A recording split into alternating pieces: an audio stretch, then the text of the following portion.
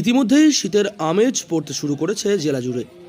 আর শীতের আমেজ পড়তেই বাজারে উঠছে কাঁচা এবং পাকা কামরাঙা ফল।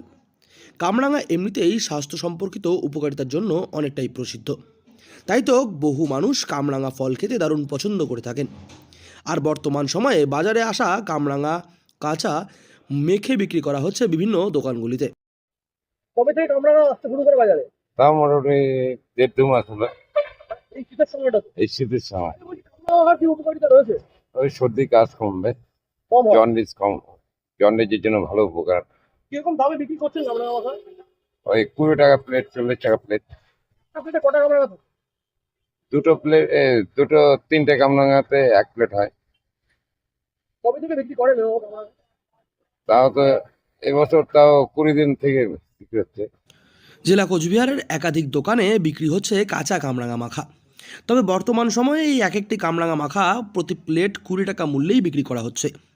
৩টি কামরাঙা মেখে দেওয়া হচ্ছে এক একটি প্লেটের মধ্যে, যার ফলে প্লেটগুলি দেখতে হয়ে উঠছে আকর্ষণীয়। মানুষজন সুস্বাদুভাবেই এই কামরাঙা মাখা চেটে পুটে খাচ্ছেন।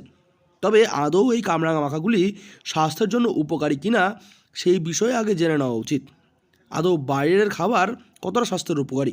কামরাঙা মাখা বিক্রি হচ্ছে, খেয়েছেন? হ্যাঁ হ্যাঁ, কেমন লাগে? ভালো লাগে। কেন কামরাঙা মাখা খান? এটা মনের ইয়ে, মানে কামরাঙাকে মাখা খেতে ভালো লাগে নাকি এমনি খেতে ভালো লাগে? মাখাটা খেতে ভালো লাগে। কামরাঙা খেলে কি কি উপকার পাওয়া যায়? এটা জানা নেই। জানি। এমনি তো কামরাঙা খেলে পরে মানে আরো প্রাকৃতিক উপকার তো রয়েছে অনেকটাই। তো এই সময় কি কামরাঙা মাখা বেশি পাওয়া যায় নাকি মানে অন্য সময় পাওয়া যাবে?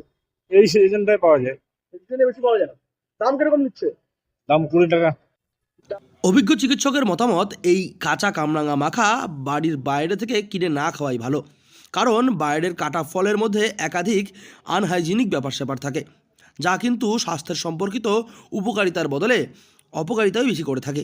তাই যদি আদৌ কামরাঙা মাখা খেতেই হয়, তবে কাঁচা কামরাঙা বাজার থেকে কিনে এনে বাড়িতে এনে কেটে ধুয়ে পরিষ্কার পরিচ্ছন্নভাবে খাওয়াই বেশি স্বাস্থ্যকর।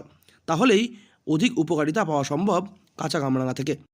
সে বাড়িতে নিয়ে এসে একটু আমি একটু বিট নুন দিয়ে বা এমনি লবণ দিয়ে যদি খুব টক হয়, তো সেটাকে একটু সরানোর জন্য আমি বাড়িতে খাই।